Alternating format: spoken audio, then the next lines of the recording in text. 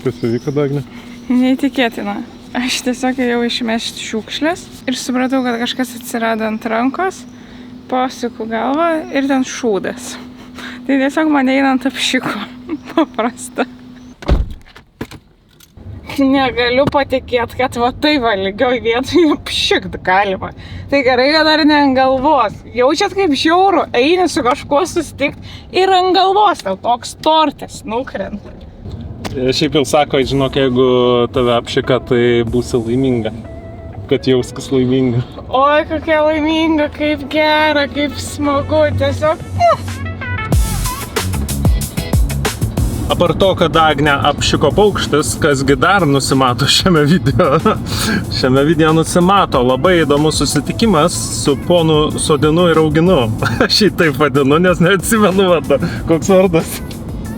Tai kol kas bus ponas Sodinu ir Auginu, tai tiems, kurie nežinote, kas tas Sodinu ir Auginu, tai iš esmės yra lietuvo žmogaus sukurta hidroponikos sistema, augalų auginimo sistema, kurią mes gavome progą ir patys išbandyti, susipažinome su jos kūrėju, paaiškėjo, kad turime daug bendro, nes jisai lygiai taip pat kaip ir mes pakeitė dalį savo gyvenimo, metė nusistovėjusi darbą ir nėrė stačia galva į visiškai nepažįstamą sritį. Ir jo, tai susipažinom, sako, jeigu jums įdomu, o mums tikrai yra įdomu, tai kviečiu atvažiuoti pas save, parodysiu, kaip visos tos hidroponikos ir tos sistemos gimsta ir kaip viskas atrodo. Tai dabar važiuojame pas jį.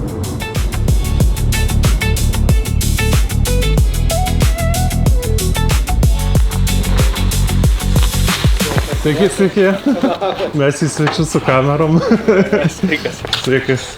Mindaugas, taip. Gerai, tai Mindaugai papasakok tada, kas yra ta hidroponika. Tai iš esmės viskas labai paprasta, jeigu tradicinis daržininkavimas, augalų auginimas vyksta žemėje, tai čionais tu augini vandenyje.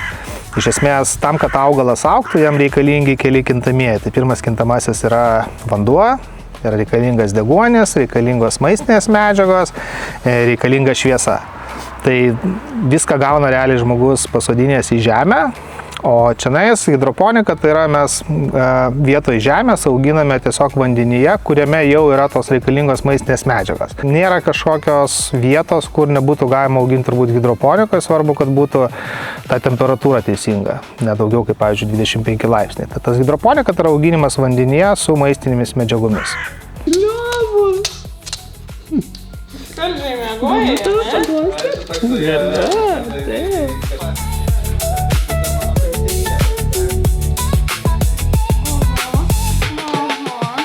Pati pradžia Sodinu auginu, vadinkim, to varianto, kuris dabar yra, tai buvo tai, kad mes gaminame auginimo sistemas ir mes parduodavom. Ir žmonės, kurie, tarkim, įsigiję tą sistemą, tai arba jie patys daigindavo ir augindavo augaliukus, arba jie pirkdavo iš mūsų. Paskui pamatėm, kad atsirado didelis kiekis žmonių, kurie tiesiog dvejoja įsigyti tą sistemą, neįsigyti, kadangi kaina yra nemaža, o ar pasiteisins ar nepasiteisins, ant klaustuko buvo. Ir tada nusprendžiau, kodėl nedavus žmogui sistemą, vadinkim, nemokamai į namus, kad augintųsi, su sąlyga, kad mes sudarom su juo susitarimą, kad jisai iš mūsų pirks papildymus. Tai jam nereikės pačiam daiginti, jam pačiam nereikės auginti augaliukų, sodinukų, jisai iš mūsų gauna sistemą nemokamai į namus ir mes daiginame jam ir pristatom jau sodinukus, tai praktiškai pristatom augalą toj stadijoje, kai jisai pradeda jau augti, kaip galima pradėti skinti, valgyti, tarkim, salotas. Tai visas toks paketas susidaro, tai yra paslauga, kai žmogus gauna įrangą ir gauna nuolatinį kas mėnesį tiekimą visko, ko reikia, tam, kad daržovės augtų pas juos namuose. Pagrindė visas mūsų pagrindinis produktas yra būtent hidroponinė sistema. Tai va čionais yra sulipdytas jau toksai bokštas, tai spausdinu kiekvieną atskirą elementą. Ir jie susineria, tam, kad paskui būtų galima lengvą higieną atlikti, pravalymą sistemų, jeigu kažkas lūžta pakeisti. Čia spausdinasi bokšto elementai ir tokie kaušeliai. Tai šitie kaušeliai jie paskui įsistato čionais ir mes įstatom augalą į vidų. Pabandžiau auginti vasarą, tai tas nuolatinis laistymas, žiūrėjimas ar žemė neperdžiūvus, o ten gaunasi auga vandenyje, tai sakau, reiškia ir laistyti mažiau reikės.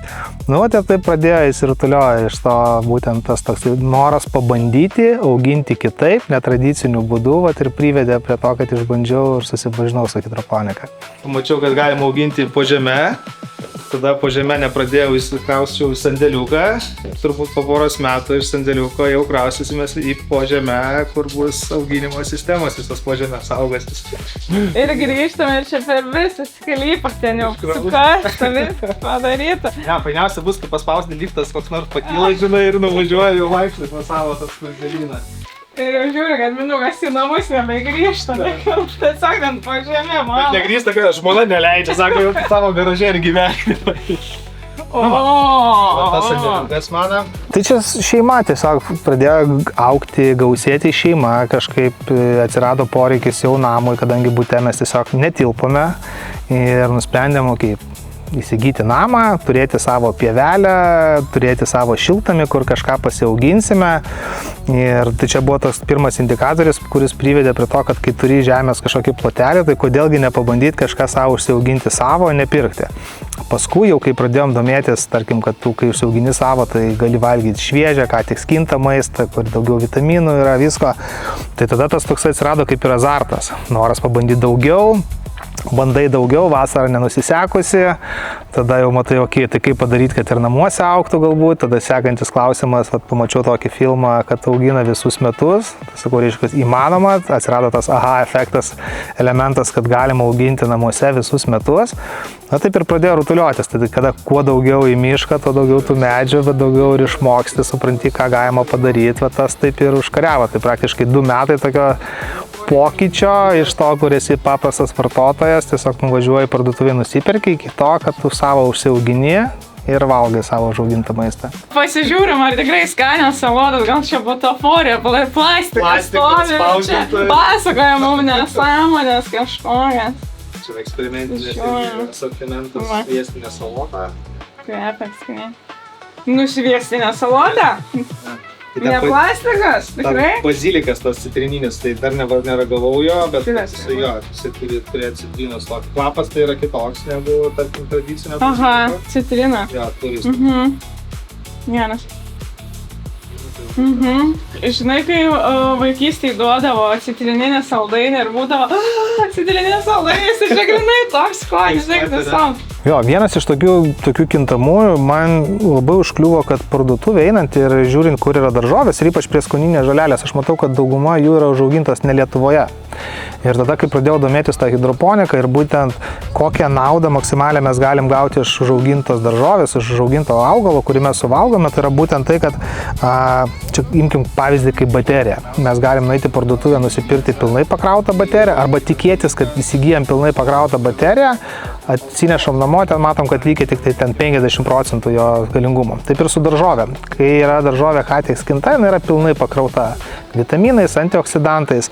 Ir po skinimo daržovės per 5-7 dienas jos gali prarasti iki pusę savo tų vitaminų, antioksidantų. Tai mane tas sužavėjo ir dabar gaunasi tokia kaip pirmysė, padėjo žmonėm valgyti tą pilnai pakrautą sveikiausią maistą, ką tik skintą maistą. O jeigu mes norime valgyti ką tik skintą maistą, tam, kad nebūtų sandėliavimo, transportavimo, judėjimo iš kitos šalies, prekystalį gulėjimo, mes tai galim užtikrinti tik taip, jeigu mes skinsim šitą maistą savo namuose. Mano pirminė buvo, kai mintis gaminti šiltnamius, ne šitas sistemas. Tai aš padariau standartinį šiltnamį, savo pasistačiau, pardaviau lygiai 0, jis iki šiol gražiai unikalus šiltnamis stovi pas mane.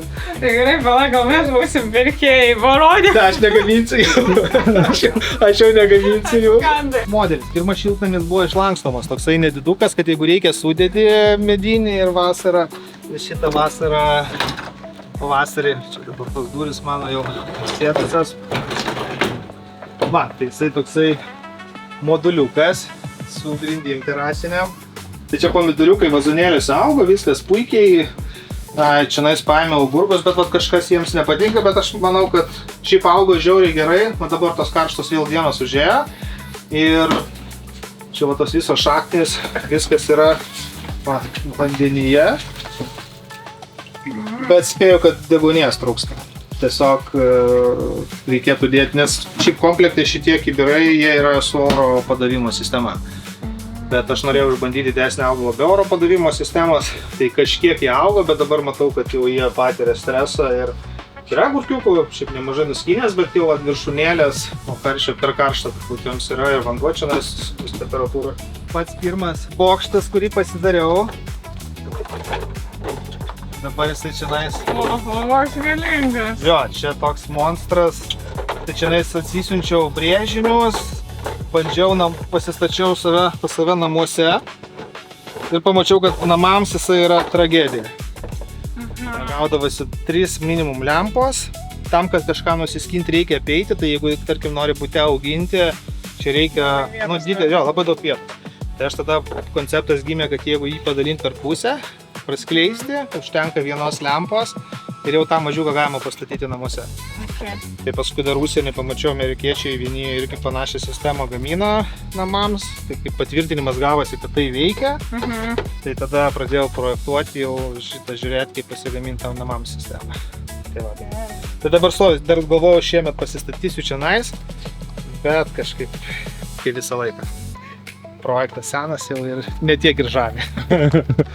Pažįstamas jausmas. Noriu tą patį sakyti. Matyta ir pažįstama. Kažkur matyta, pažįstama, man atrodo, ne? Jo. Labai pažįstama. Tai pirmas pirkinys. Jį paleidau. O Dieve, tai tu dabar, tu man nori pasakyti, kad nuo šito prasideda visai šitai mano vyras ir taip pavykščiai. Jisai tenais jau yra, jo. Jisai tiesiog gal dabar pamatys ir jisai galės iš karto 3 žingsnius į priekį. Nenoriu grįžti namo, man baisu, kas bus. Labai geras esu girdėjęs, bet nežinau, kas pasakė, kad augalas žino, kaip augti pats. Svarbu jam netrukdyti. Tai va ta sistema, jinai padeda jam augti. Yra šviesa, tai yra auginimo lempa, yra vandens su maistinė medžiagom padavimas.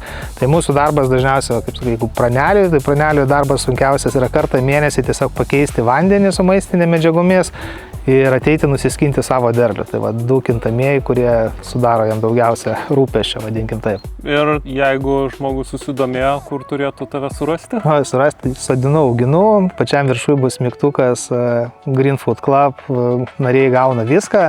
Tai yra narystės be jokio ilgalaikio įsipareigojimo planas, tai jūs tiesiog naudojatės tiek, kiek norite. Aš jums daiginsiu augalus, duosiu sistemą nemokamai, kiekvieną mėnesį pristatysiu sodinukus, maistinės medžiagas, mikrožalumynų kazetės tam, kad jūsų šeima galėtų valgyti sveiką, ką tik skintą ir pilnai pakrautą maistą.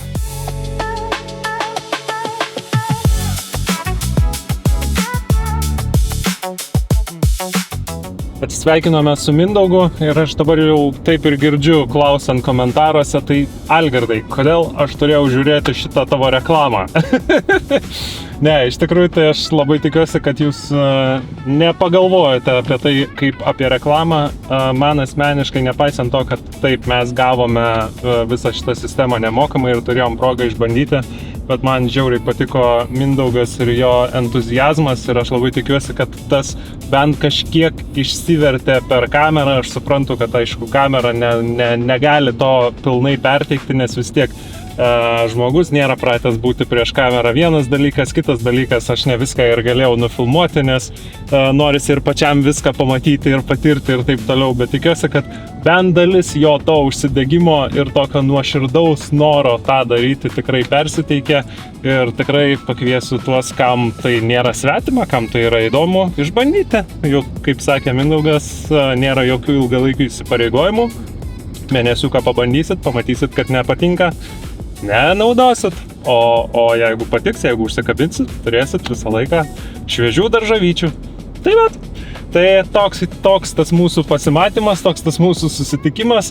O kitą kartą matyt jau pasimatome vėl ūkyje. Tad tam kartu tiek. Ačiū už dėmesį ir ate.